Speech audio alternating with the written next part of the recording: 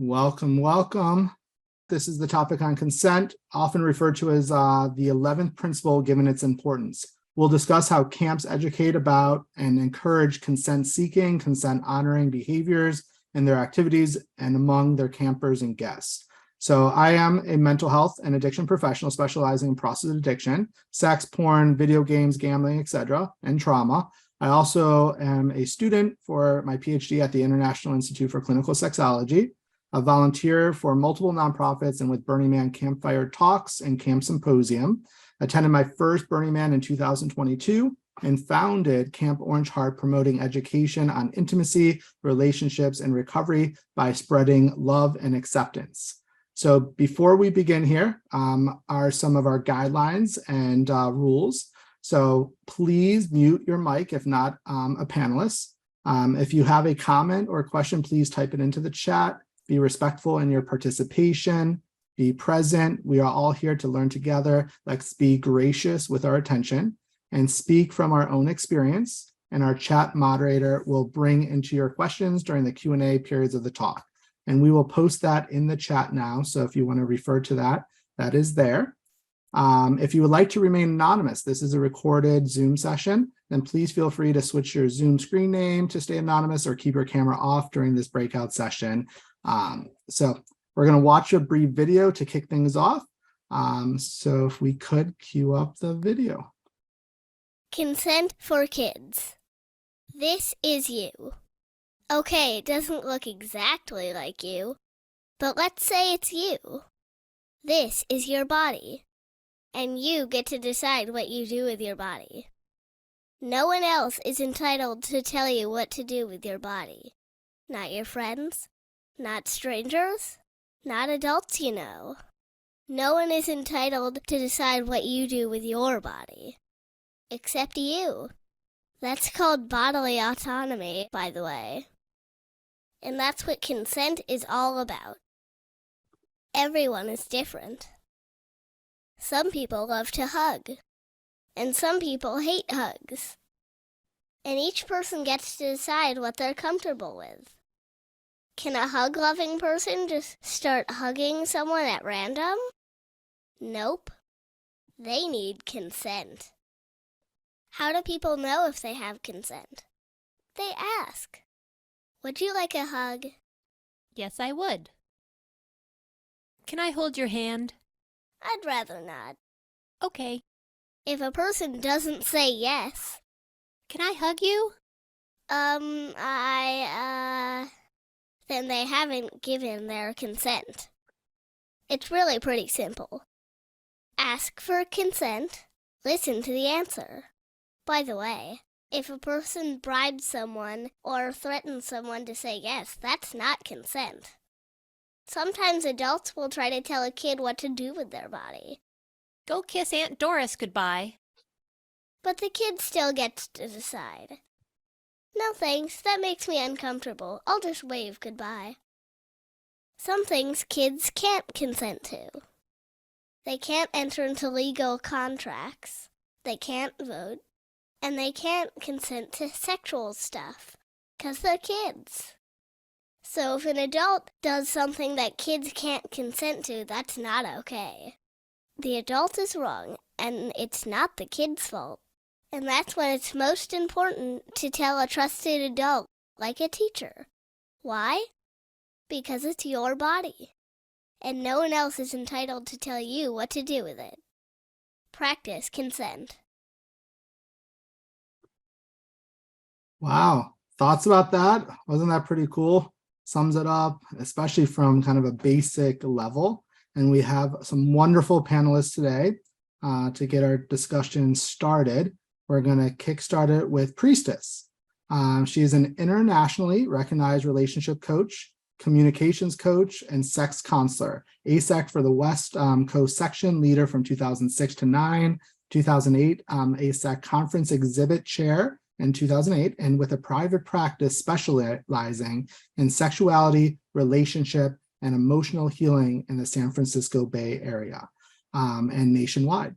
So welcome. So Priestess, would you like us to first start by sharing the document with people so they can refer to that, or? Yes, and just to make a comment on that lovely little video and lead into the document is what a beautiful way to raise children, and certainly the way that I raised my child. And I'm going to imagine for many of us, we weren't raised that way. So something that should be simple isn't, because we have old patterns to unwind.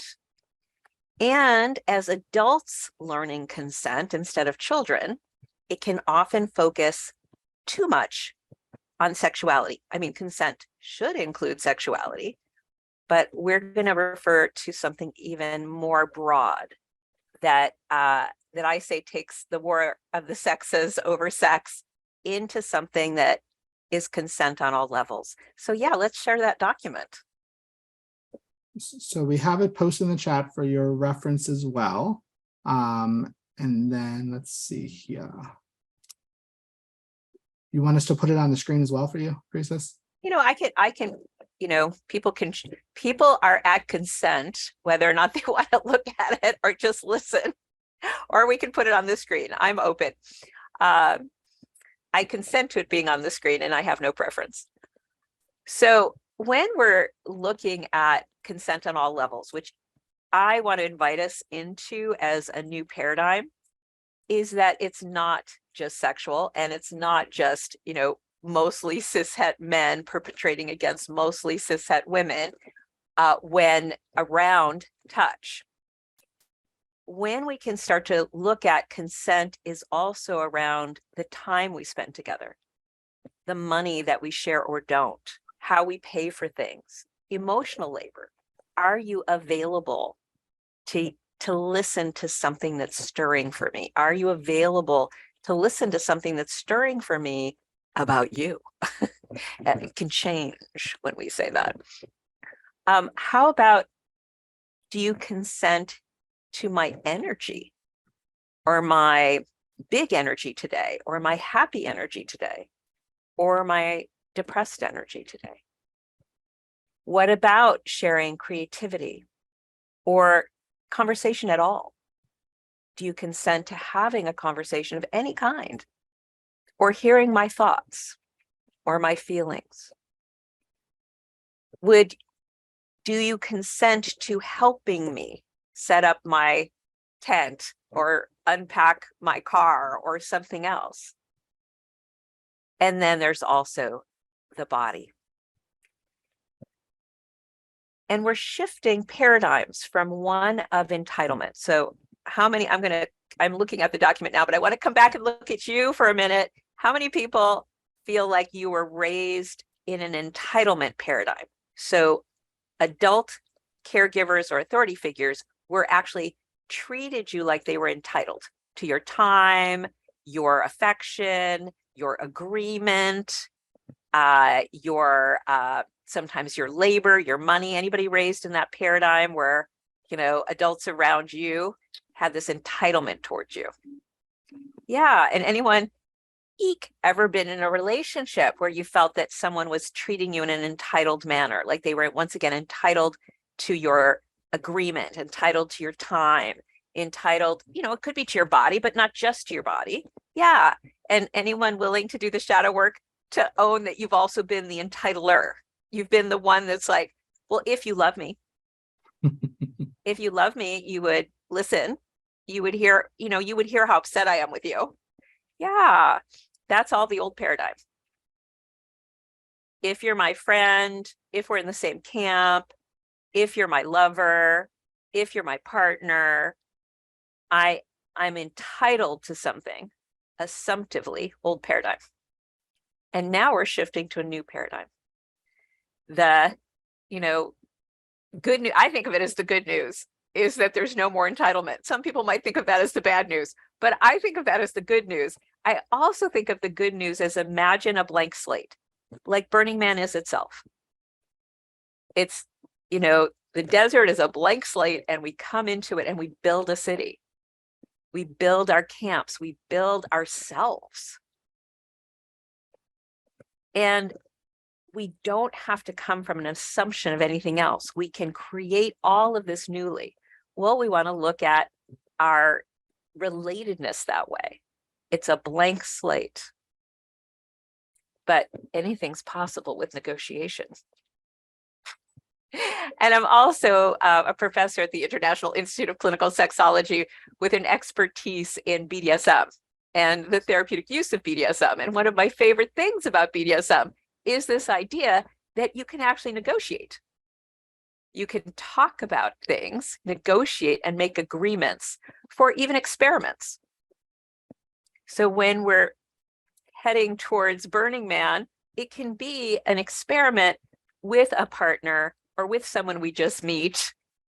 Would we like to experiment with an ongoing container for consent? And if we do that, it's important to always have a safe word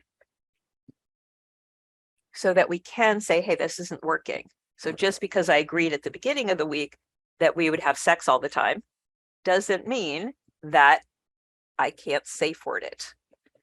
I can't say there's something to shift here. There's something to negotiate here. And that's where up at the top of the document, if you were, you can look at it now or later, consent needs to be continuous. So we can change our consent around anything, time, money, energy, communication. We can change our consent. It needs to be clear. Now, I want to say something about clear. And has anybody besides me raised with something that I consider to be the gag order? The things that I was told never to speak about. Anybody that you're like, you can't talk about how much money you make or the family makes or doesn't make or doesn't have. You can't talk about, that your brother's an alcoholic or your dad lost his job. You can't talk about sex. That there were so many things. You can't talk about the fact that, that we hit you. You can't, don't tell. Anybody besides me raised with some amount of things that you were told not to talk about? So when we're looking at clear, conscious, and continuous, one of the things that I invite in for myself is to hold tenderly the part of me that was told it couldn't tell, it couldn't speak, and invite myself to move beyond that. And sometimes that's going to take, I need a pause here.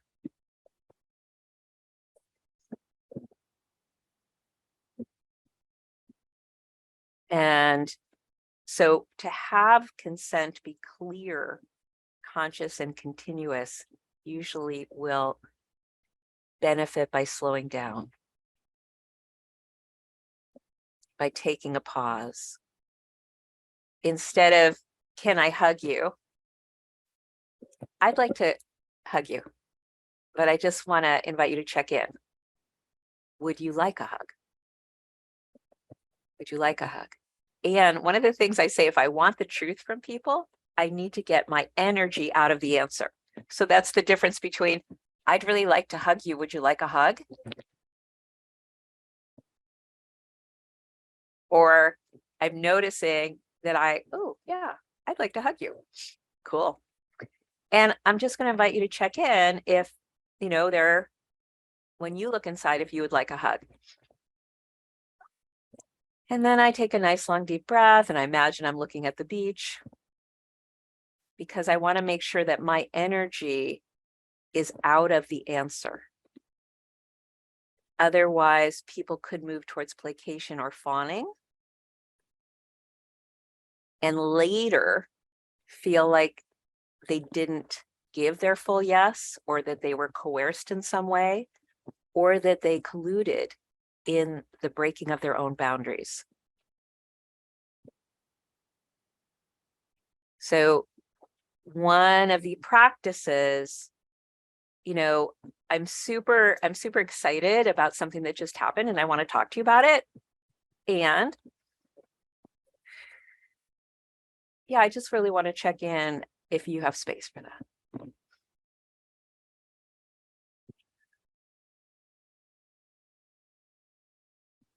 So it's making sure to pull back, calm down, give space for someone to find their answer.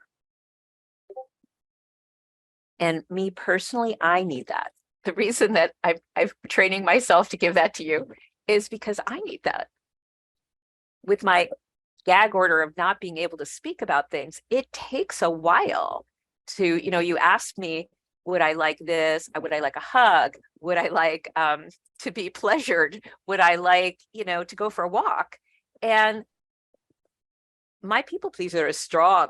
The people pleaser is strong in me. So it can take a minute, to go, wait, let me love the people pleaser and just pet her and see what else is in there. Let me just check.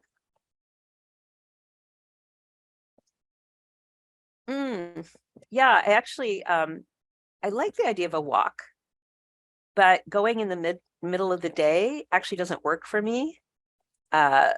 It's too bright for me and I burn really easily. So if you're open to something a little bit like after 4, after 5, something like that, I would be a yes.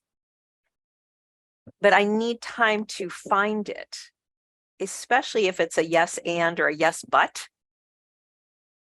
Anybody besides me in your life, you've had a tendency to just go towards whatever the yes is and forget the adjustment? Well, I like this person, so I should just say yes. And in that moment, I've actually abandoned me. It's not going to go well for us. Those little moments of self-abandonment will hurt our connection and hurt my connection with me. And when I forget to slow down to give you space to connect with yourself, that will also hurt us. And I have a part of me that can be worried that you'll say no if I really want something. So I have a tendency to have a manipulator that's even unconscious that will go like, well, what about that? Or yeah, but it's really great. Well, what about now? And then it takes a certain amount of self-soothing to let those parts of me know that are afraid that if I don't get what I want right now, I won't get it.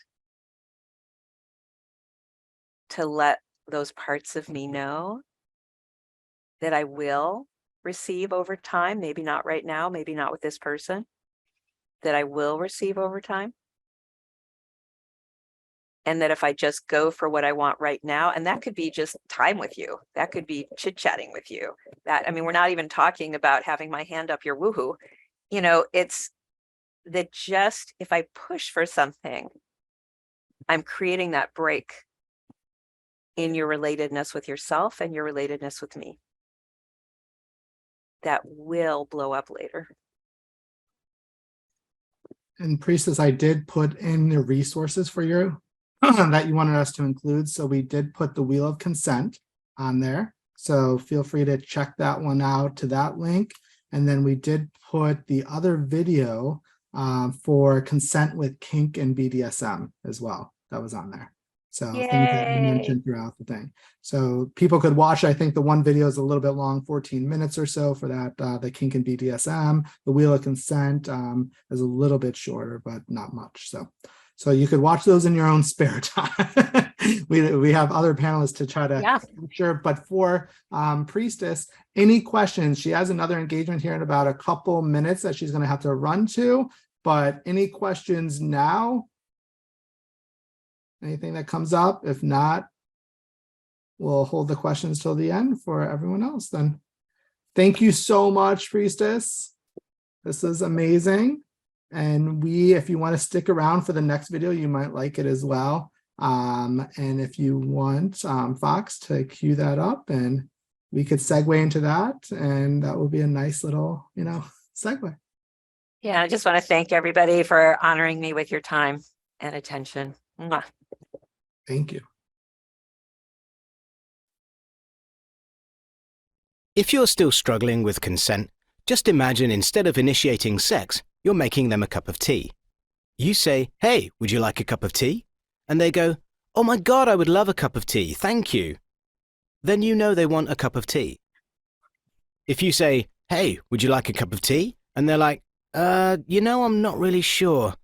Then you can make them a cup of tea, or not, but be aware that they might not drink it. And if they don't drink it, then, and this is the important bit, don't make them drink it. Just because you made it doesn't mean you're entitled to watch them drink it.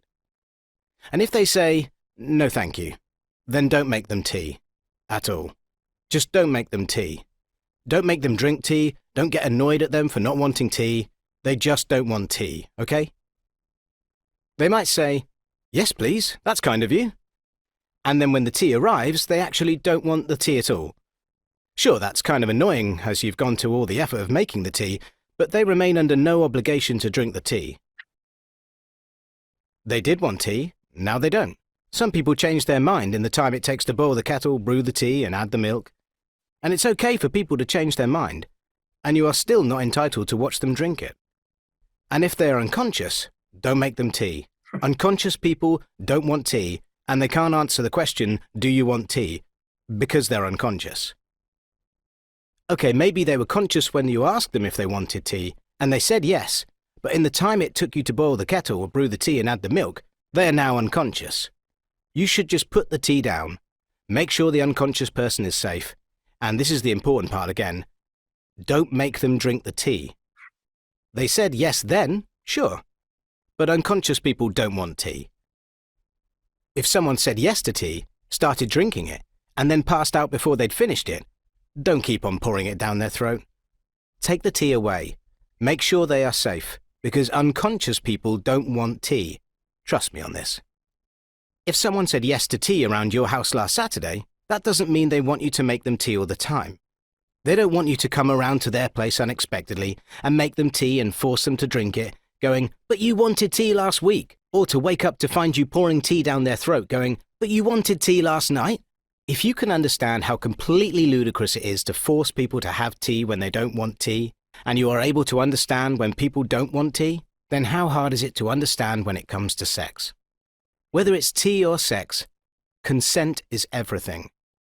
And on that note, I'm going to make myself a cup of tea.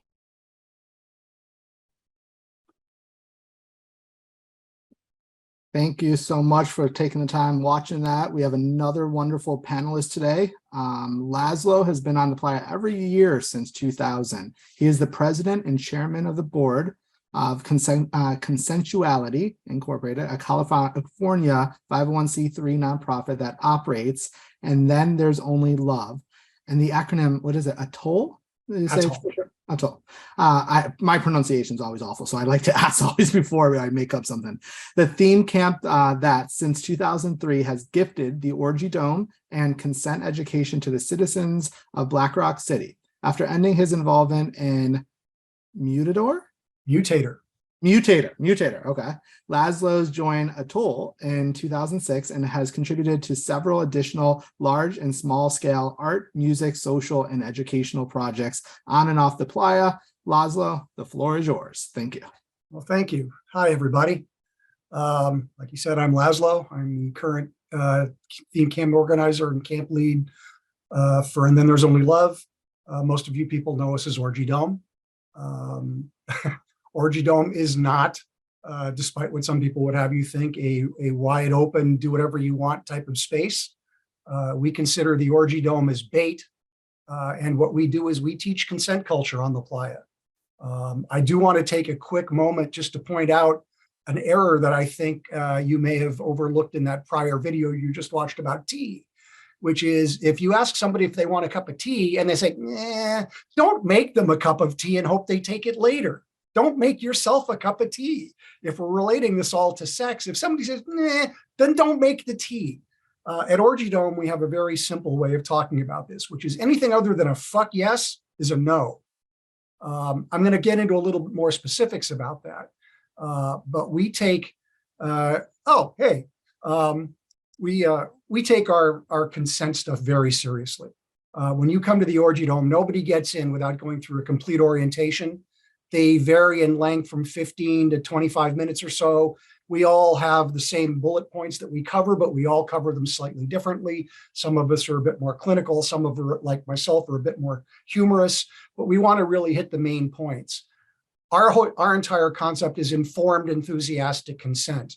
And we can break that down into actually 5 different things. We like to use the acronym FRIES, F-R-I-E-S. Consent is freely given, reversible, informed, enthusiastic, and specific. And I want to go through what we mean by that.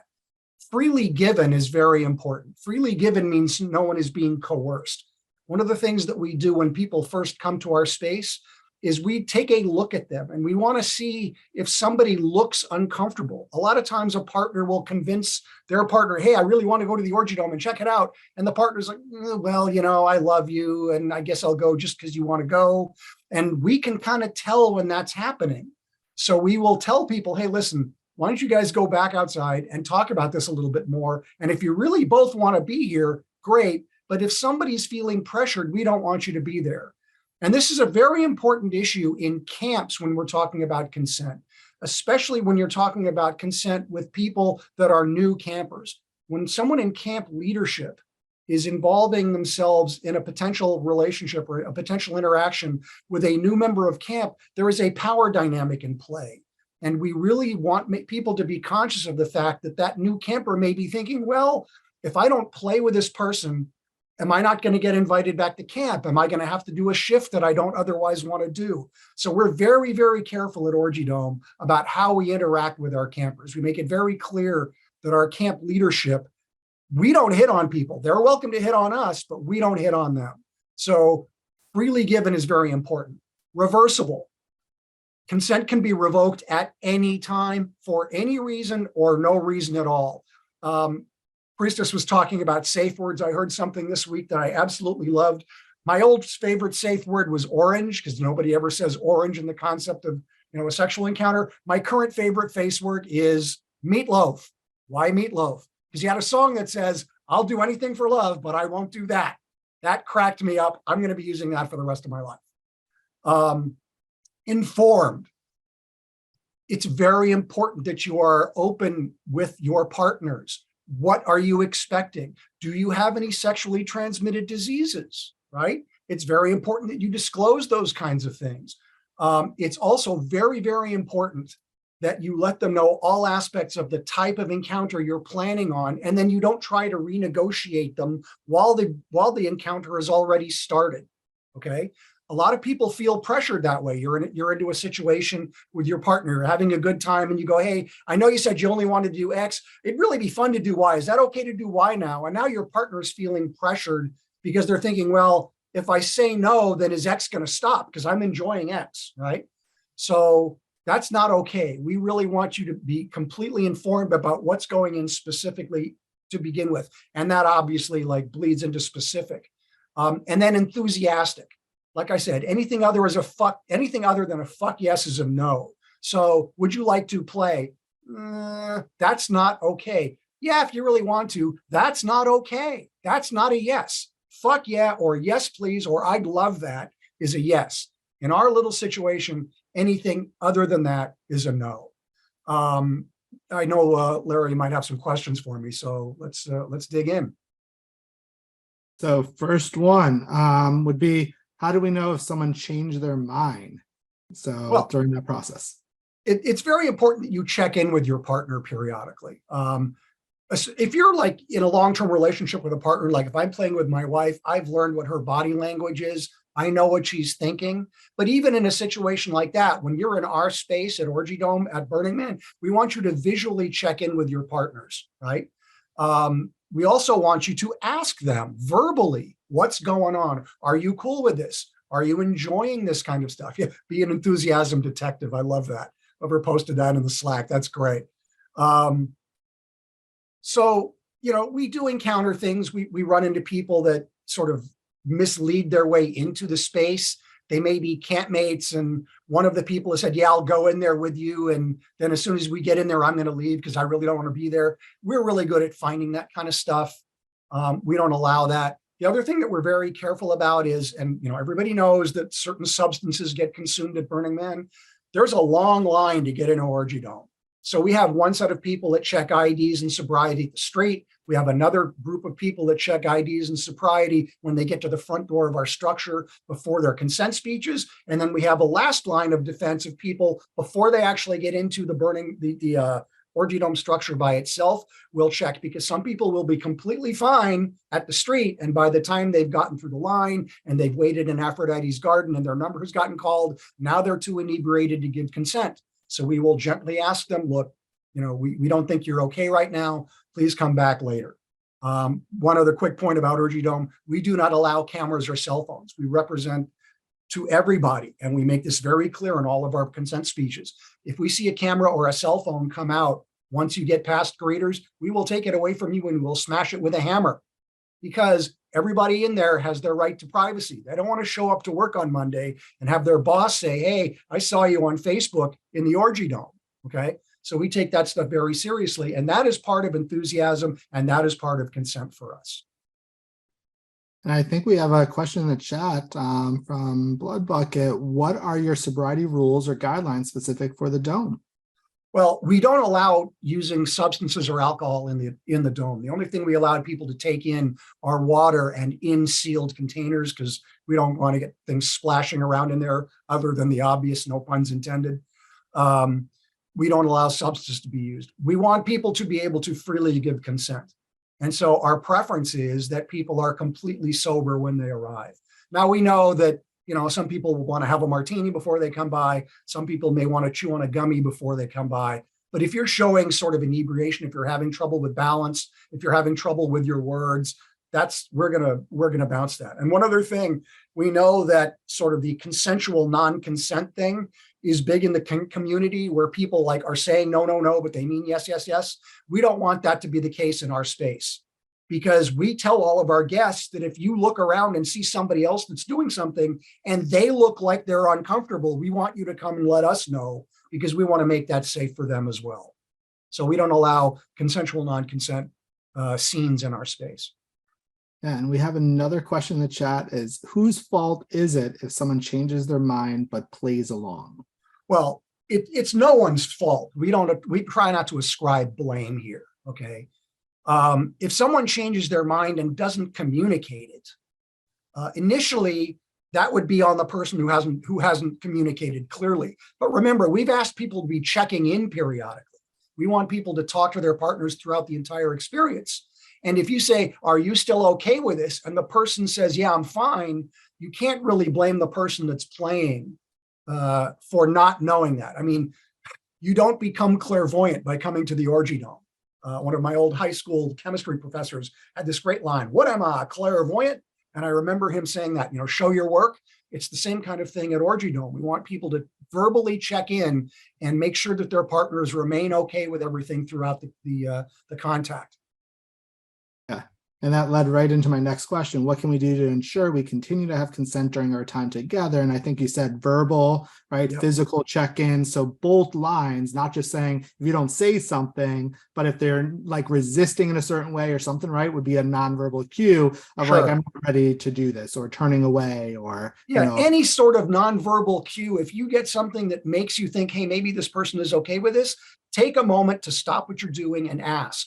And by the way, anytime someone calls red, either says meatloaf or orange or red, you stop immediately. There's no okay, well, I'm 15 seconds away, let me finish and then we'll continue. No. Red means stop, and stop now. And if we hear of anything like that going on in our space, and somebody's doing something that has been told to stop and they don't stop, we will drag them out. By the way, one thing that I do want to tell people about, Orgy Dome is set up in two separate areas. One is called Just Us, and the other is called Open to More.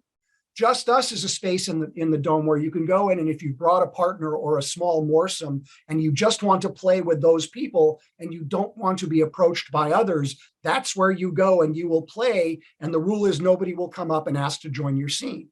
Open to More means you can go in there and people are welcome to come over and introduce themselves and negotiate a consent situation. But one other critical point here: we consider voyeurism something that requires consent, right? So if you're in a scene and you're looking around, and you're going to see people around you, even in the even in the Just Us section, you're going to see people around you. But if you stop what you're doing and watch them, we call that perving. If you're going to perv on somebody, you have to ask for consent first. And you can't ask for consent in the Just Us section because you're not supposed to talk to them. They're into their own scene. If you want to perv on people, be in the open to more section. And so one last question, and then we're going to segue over is what are some types of consent violations you may see, and like, how do you handle that as a camp? Well, we see a variety of kinds. We do obviously encounter occasionally people in the dome where somebody calls red or says stop or looks really uncomfortable and their partner just doesn't see it. And we have dome masters, and we also have what we call our concierge, who are wandering around inside with lube and condoms and stuff like that. And so if they see anything that looks hinky, they will go over and gently interject themselves into a scene. We haven't had any like flat out sexual assault situations that we're aware of. I've never encountered one. We have had a couple of, people that pull out their cell phone and think it's cute to take a selfie in the orgy dome. Those cell phones have gone home with them in pieces. In camp, we're also very careful about that. People that camp with us are obligated to treat their fellow camp members with the same amount of respect and consent culture that we teach our guests to use. And so we have an entire mechanism in camp about reporting of consent violations, reporting of various types of things. And then we actually have a board of directors that will review. And we even have a situation where if it's one of the board members that is accused of the consent thing, we have a ad hoc committee of camp members that will review that and then make a report to the board. So we are super committed to being ethical and consensual about all the things that we do there.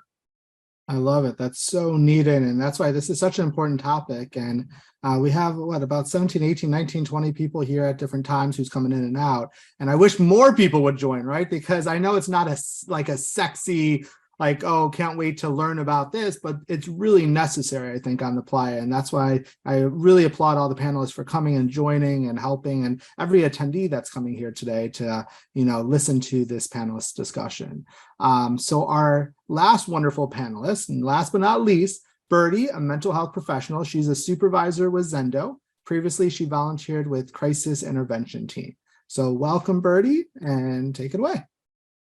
Sure, thank you so much. I'm glad to be here, somewhat representing Zendo. To follow our other two panelists' presentations, I would just kind of say that I'm here to kind of continue to expand the discussion to include consent for how we are engaging with each other, consent for help, not only consent for touch and romantic engagement. For anyone who doesn't know, Zendo offers peer support for anyone on playa having challenging experiences, drug-related or otherwise, from trained volunteers. I wanted to talk just a little bit about capacity, considering our project involves helping people in states of overwhelm. So in any kind of state of overwhelm, our capacity to give consent is diminished. So we just want to proceed with care and caution. We saw in our T video, of course, if someone is unconscious, we are saying they do not have the capacity to give consent, but there's quite a lot of space between that and being sober and here with you, right? So I want to just be aware that there is a huge gray area, and no matter the intensity of the experience, there's still kind of a spectrum of changes that happen when we're in altered states that we really want to just keep in mind. Our sense of perception is changed, which means just all of the data packets that are coming into us are being perceived differently, and the meaning that we make of those data packets is different than the meaning we would make if we were sober. So just want to keep in mind, a person may be very feeling enthusiastic about consent right now, but not tomorrow when they're sober. So keep in mind, where do you want to be placed on that person's spectrum of safe person? right now in this moment, does that translate to the same kind of consent we might receive tomorrow? Maybe I'll proceed with caution if I'm not sure. Another common experience, especially with psychedelics, is that they may bring up sexual feelings. So a person who has diminished capacity due to being on psychedelics might be expressing themselves more sexually, or be inviting more sexual engagement that they may want to when they're sober. So again, just being mindful of that, being sort of aware and prepared to deflect sexual advances from someone who appears to be disoriented or inebriated in any sort of way. Let's see. I'll say a couple more specific pieces, and then I have some visuals to put up. So we're wanting to consider the capacity a person has to give consent, and we also are often interacting with folks who do not have the capacity to give consent but need our help, need our assistance. When we're in that kind of a space, we just want to acknowledge that it's tricky, that it's a gray area, and we want to proceed with caution. It's best to have two helpers if at all possible. And just as Laszlo said, if we don't have a hell yes or a fuck yes, we do not touch. We're very, very careful with touch. However, if we're in an overwhelming experience, a friendly touch can be really, really supportive. So we don't want to be fully afraid of never, ever, ever touching anybody, but we want to watch what happens when we do. Be aware of how you touch with your open hand versus squeezing or touching. So open hand is often perceived much more safely. Non-erogenous zones, which again can be different from person to person and situation to situation, but often kind of the back of the shoulder might be a bit safer than touching anyone on the neck, mouth, face. And watching what happens. If you say, is it okay if I touch you on the shoulder? And they say yes. And then when you touch them on the shoulder, they start shrinking away. Be mindful of that. Pay attention to all of the signals that are happening. So I'll go ahead and see if I can share my screen to share a visual that gives just a little bit of guidance for how we might want to respond if you have a camper experiencing some overwhelm. And I would summarize this sheet and kind of Zendo's MO to say, a really wonderful thing about people who want to help, who want to show up and have a cape on our back and be of assistance. And if you're one of those people, thank you, wonderful, we need you. And make sure that your cape doesn't read, I'm here and I have all the answers. Your cape should read, I'm here to listen. That's the summary of all this whole entire thing, and really everything that Zendo does as well. So just go through this quickly. Say what you see. Make observations, not judgments or assumptions. Hi, I've noticed blank is happening and I just want to see if you want to talk about it. Show the person that you care. I'm here to listen, not I'm here with all the answers. I care about a person's well-being. So when you check in with them, you're going to say, I care about your well-being. I just want to check and see how you're doing. And I want to know how I can be most helpful for you. Again, not coming in with an answer, but asking. And then of course, listen to the answers. Be there to listen as patiently as you can while you try to understand what's happening, where the person's coming from, and take time to affirm their emotional experience. Just your listening presence can in itself be very, very healing. And I also want to say I'm partly bringing all of this here because Zendo's ethos is also to really advocate for community-based peer support with each other as much as possible. It helps us reduce the impact on first responders. It helps us try to use the least invasive interventions possible. Oftentimes when we have medical or law enforcement involved, we might end up with forced scenarios. So peer support is a way of trying to head that off if it's at all possible. So listening, I'm so sorry that's happening. We tend to jump to problem solving because we want to help and we just want to say, I'm sorry, I hear you. That sounds really hard. What has that been like for you? I hear you. This is hard. Just acknowledging what you're hearing. Know your role. Safety first. Do not hesitate to contact rangers or ESD for help. Your safety and that of the campers in the burner community is top priority. And consult with ESD and rangers whenever you feel like it's needed. Do not hesitate to connect with professionals. We want to make sure that peer support is available, that we're trying to help our friends and talking to our friends. But if you feel like you are out of your depths, contact professional support, and you can continue to support alongside the professionals.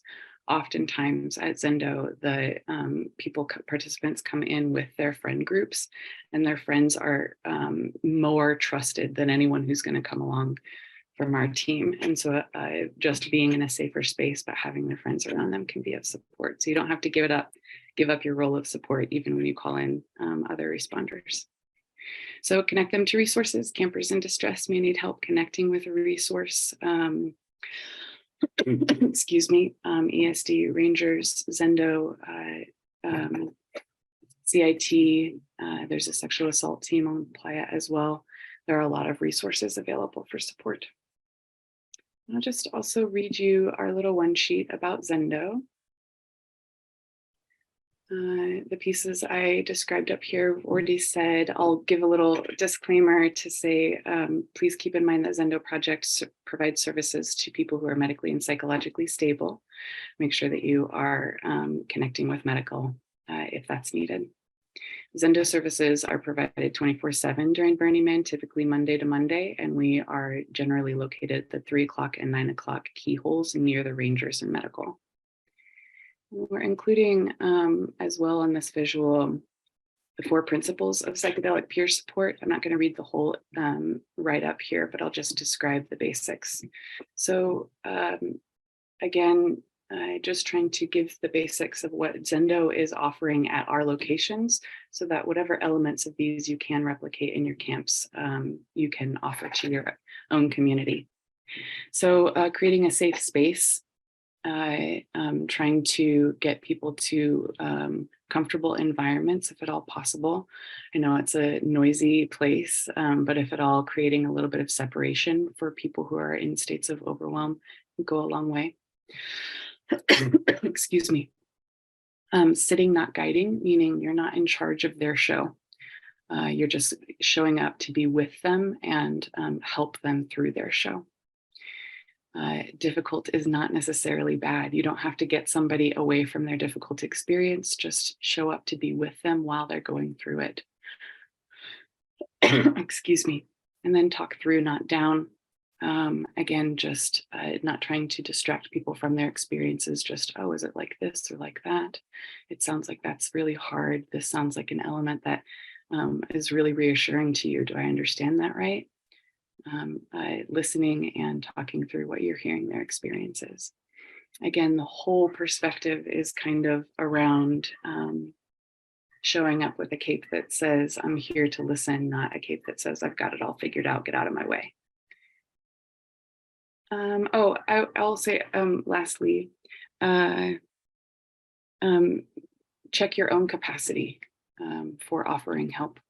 Please do not offer really intensive help if you yourself are excessively fatigued or you're inebriated in some way.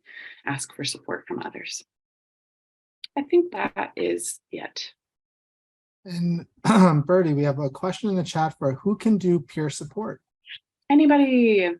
So zendoproject.org is the website. There will be a training application up there in April for Burning Man. Anyone can join and be a volunteer. They give a pretty intensive, good online training program, and then they typically do a training program on site as well on the Playa. Awesome. And another question, I don't know, a prompt was, what should we do if someone is like afraid or to retract consent or fearful of like revenge, retaliation within a camp or different people that they know and it's just expected for something to happen versus, you know, really consensual? So to either Laszlo or Bertie, it's So part of our camp acculturation when we are onboarding new members is we make it very clear during the interview that that's not okay. That we don't pressure people, that we don't let our campmates pressure people, that we don't let our leadership pressure people. there is a process. We communicate through private Burning Man Facebook group, and we also have a Slack channel, and we also actually have a Discord that we've just started using. But we have reporting mechanisms, and because we're a nonprofit, we actually have a whistleblower policy. So if somebody reports something, that they are assured that there won't be blowback against them for reporting. Things get handled, professionally. We've got a number of professionals in camp that have a wide variety of disciplines. We have lawyers, and we have medical professionals. We have all sorts of people that can help with things like this. And it's amazing. We're very lucky because people will come to our space thinking it's one thing, realize it's something much greater than that, and then they'll volunteer the next year, and then the next year they want to join, and they're members for years. So we take our thing really seriously. It's a real joy. Excellent to hear. Birdie, any comments on that? Yeah, I was just going to add, that's a really excellent formal approach, and informally, just informalize the language we use and make it very comfortable. We say things like changing your mind. Like, of course, we can all change our minds. Are you nuts? Of course, we can change our minds on things. So just like changing your mind on whether or not you want tea, same thing with sex, with consent to be touched, with consent to be helped. Yeah. Normalizing. Excellent. And another question in the chat right now is, what are some examples of good interactive ways to talk about consent and negotiation with burners? Who would like to take that one? So, I mean, that's what we do in our orientation speeches. And again, we all do it slightly differently, but what I generally do is I do a little bit of show and tell with the people that are around. We're usually working in small groups. So I will, pick somebody out of the group who seems to be relatively comfortable and say, look, can I use you as a model for a minute or two? Yeah. Is it okay if I touch you during this explanation? Yeah. Okay. So if I walk over to somebody and I touch them on the shoulder and say, is it okay to touch you? But I've already touched them. That's not the way to do it. So we actually show them hands-on ways to communicate consent. Would you like to, or I would like to, is it okay if, is a much better way of going, let's do this. And one of the other things that we talk about in the negotiation phase is we have a statement which is no is not the beginning of a discussion. No is the end of the discussion. If I ask somebody if you want to do X and they say, no, thank you, I don't get to say, well, how about Y? How about Z? I don't get to badger somebody until I find something that they'll put up with. If I say, would you like to do X? And they say no, my response to that has to be, sure, thank you very much. Have a nice day. If they say, I'd rather not do X, but I'd really be interested in doing Y, now it's up to me to decide whether I want to do that. So what we're doing is we're teaching people how to communicate and how to negotiate in a safe and non-aggressive manner. I love that. I agree wholeheartily. I think this is an excellent gold standard you're describing, Laszlo, and I would augment with visual reminders. So little signs that capture your camp ethos around consent, like the fuck yes, no is not a beginning of a negotiation, ask first. My partner has a button that just says ask first. Having visual reminders that strike up these conversations is really valuable just to the general ethos of Burning Man as well. One of our camp guests came back a year after I'd done their consent speech and brought me a little button that said, even porn stars ask first. Yeah. And I love things like that. So that was really cute. So with all being said, why do you think it's so challenging for people to discuss consent with their partner? Well, we've been raised in a rather sexually repressed society. I mean, we hold ourselves out as Americans as this great bastion of freedom and liberty, but many of us were taught from an early age, like Priestess was saying, things you don't talk about. Mm-hmm. And so it's stunning to us. We have people that come out of the space after they've played in there for the first time, and they will take us aside and say, we've never even discussed we wanted to do this thing before. And we discussed it and we realized we both wanted to do it, and we'd both been too afraid to even bring it up.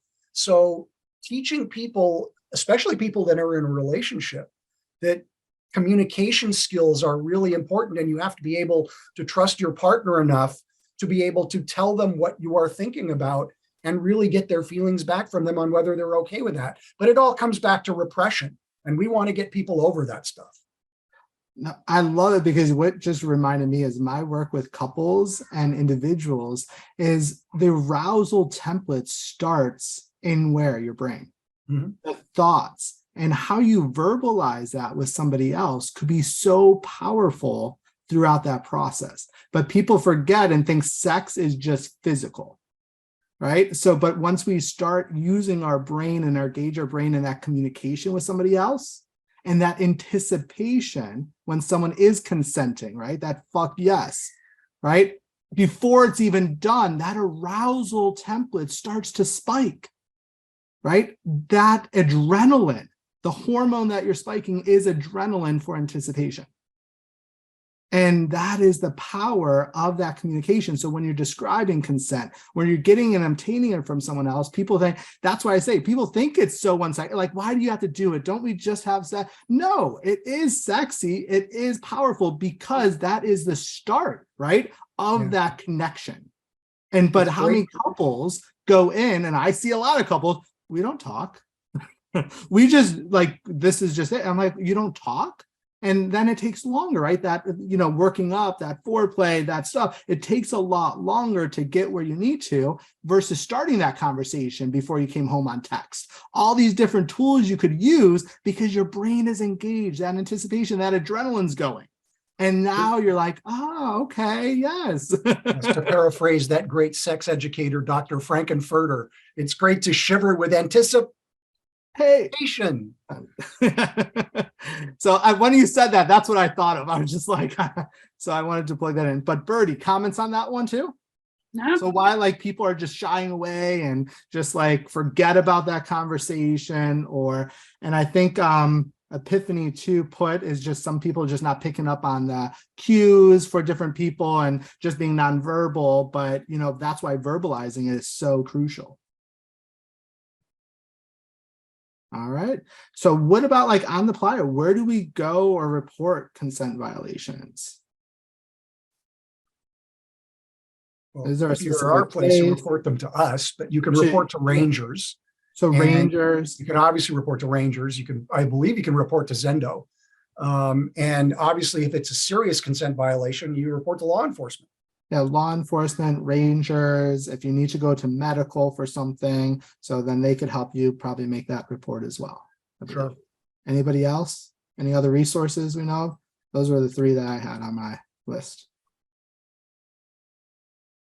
All right. Other questions we have? Let me look at the chat, see. So how do we empower camps to communicate this a little bit more amongst their camp members? Well, I'd like to see Burning Man adopt consent as the 11th principle. Maybe I'm overstating. I think between Orgy Dome and BED, which was the Bureau of Erotic Discourse, I think the two of those camps together are probably responsible for a majority of the consent training on Playa early on, and it's been growing. We've been talking about consent as the 11th principle for years. And, Burning Man is a place where people go to experience new things, and they learn to grow, and they learn to, sort of maybe dip their toe in something that they might have been afraid to try in the default world.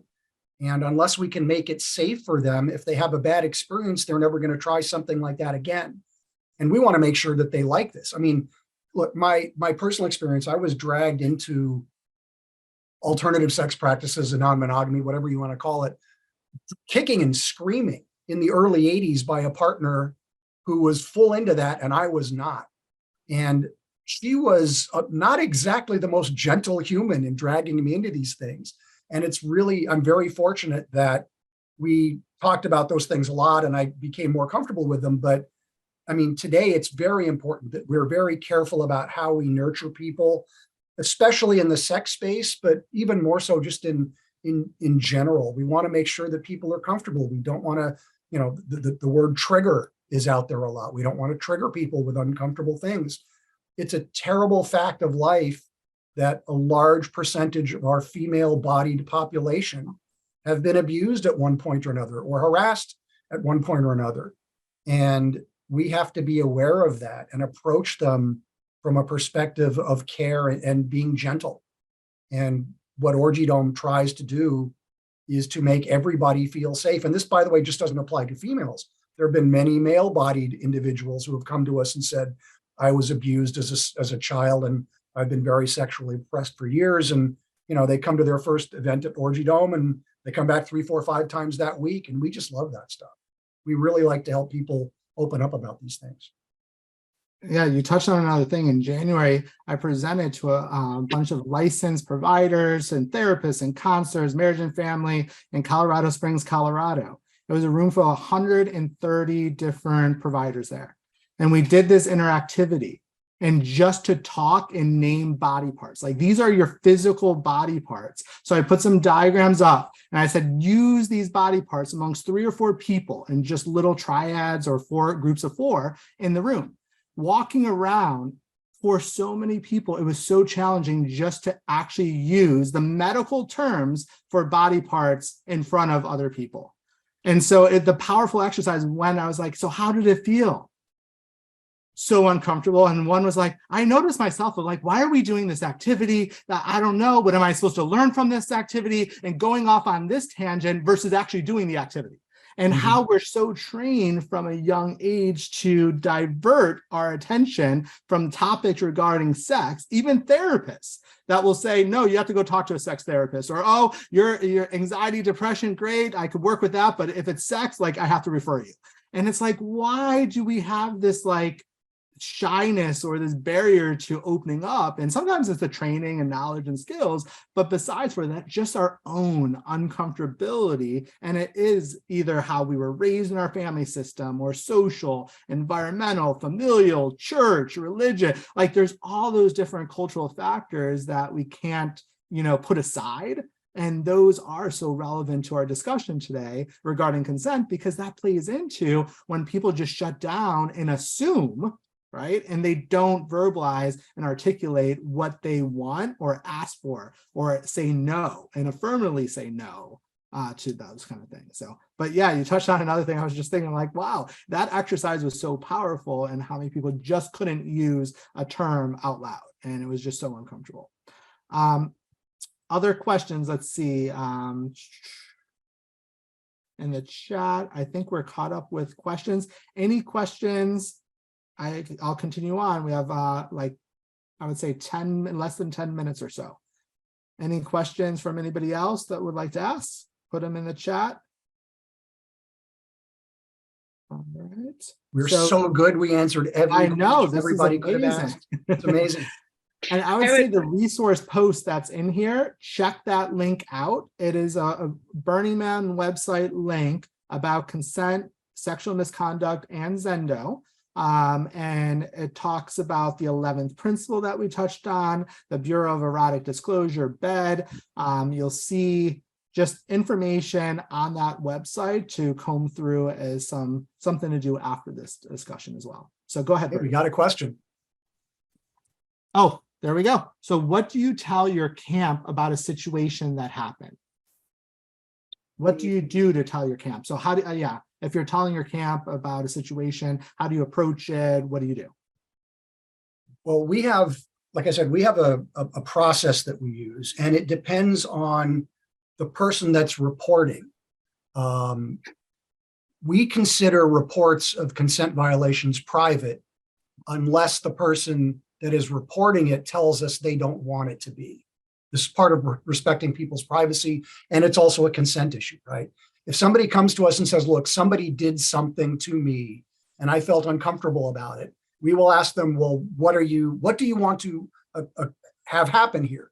Do you want us to negotiate a rapprochement? Do you want us to refer you out to people? Do you want us to talk to the other person? Do you want to file a formal written, complaint? We have a variety of processes that we use depending on what the person wants, and of course, depending on the severity. We have regular camp meetings. Like I said, we have a Facebook page that we report to our camp on. If people are excluded from camp for one reason or another, we will let our campmates know. We've had situations where like our guests will come and we'll have to bounce somebody out of the dome because they were drunk or they were abusive or something like that. And we'll let the other people on the shift know to keep an eye out for them. And yeah, that happens occasionally, but let's see. The question just pop up. Do you have all info sessions or consent talks on Playa that don't involve going into the Orgy Dome, a less full commitment, but still informative exposure to these great ideas around consent? So some kind of resource guide, I believe, right? Bobo, We haven't published one. We've actually thought of doing that for a while. I think Burning Man has a page posted on their website now, which talks about consent, which is very, very good. I've seen it. It's been a while. It's might have been up in 22. I assume it's still up. Search Burning Man and consent in Google and you should find it. We don't post any. Yeah, that was the survival link right up there that was posted. So it starts off on consent, making it right for everyone in BRC, and then sexual misconduct awareness education. Then it talks about your well-being, personal boundaries, and the Zendo project. Yep. So it hits on all those items there. Just to mention before we leave, we have about 6 minutes. There is a link for a survey. So if you would like to click on that link and get that completed as well. And there's Epiphany, there's one also in the survival guide. So if you have the survival guide, you could find that consent location there as well. Let's see here. So the 11th principle of Burning Man being consent. So who agrees here that we should advocate to get that to be a part of the Burning Man 11th principle? All right, we have some good supporters here, it seems like. So we will continue to do that work, I hope, and see if we could get that in and just to, get it talked about. And that's why for me, just looking at how many people show up for different things and different topics, and if this is such a, valuable topic to talk and discuss, and just getting more people involved in why we have to learn about consent, and that is really, I think, crucial. So tell your friends, tell your loved ones, watch the video. Afterwards, these, I believe, will be posted on YouTube, I think, right? It's going to either be a link on the website and then a YouTube video. So if you have anybody that would like to go back and watch the video, please do. Let's see. And the other question that was in the chat that I missed was also, what is the most common safe word that you hear? So Laszlo, Birdie. So in the Orgy Dome, is it red? Is it orange? Is it meatloaf? Is it, I just heard meatloaf for the first time this week, and I thought I'm taking that one. That's just too good. I think orange is probably the most common. Around the kink world, it's red. As far as I can recall, it's always been red in dungeon spaces. Yeah, and sometimes it'll go green, yellow, then red. So that way, giving someone, like, if it's different with depending on pain threshold or whatever. So someone will like, yeah, green still, green, okay, yellow. So when someone's approaching their limit, and then red's like, okay, stop, we're done, scene over. So, yep. But those are really good indicators. Yeah, go for it. I was just going to ask Laszlo if you guys would ever consider giving any speaker series at your your camp. Well, we do. You do. Every morning from 10 to around 1 o'clock. The dome doesn't usually open till 2. We do workshops in the morning. Some of our camp members will do them, and there are a variety of sex-related topics. I do one on Burning Man or sex and the law. We have couples massage classes. We have all that kind of stuff. And then people from other camps, Gigi from Bed, I think, did one for us a few years back. And we've had all sorts of different things. We've had people do shibari classes and all of that. So yes, the answer is yes. And we'd love to have you. Consent speakers? Yeah. Great. And we'd love to provide them to other camps as well. We've one of the reasons that we formed as a nonprofit is we really want to take what we teach out into the real world. And so we did a presentation at the Folsom Street Fair a few years back. Obviously, there were some problems with COVID. We haven't done anything in a while, but we're looking for some of the regionals and some of the sort of kink festivals and play festivals. We actually threw our own little festival in 2021 called That Fucking Festival, which was fun. That was our fundraiser back then. So yeah, we would like to take this out into the world. And if somebody is having an event and they want an Orgy Dome person to come and give a consent speech, just let us know and we'll be there. info@orgydome.com and we'll find you. Excellent. Any last words of wisdom from our panelists today? I have like 2 minutes left. No, Larry, thank you so much for making sure that this is a topic today. Yeah, I'm glad we got into the schedule Sure. for the camp symposium.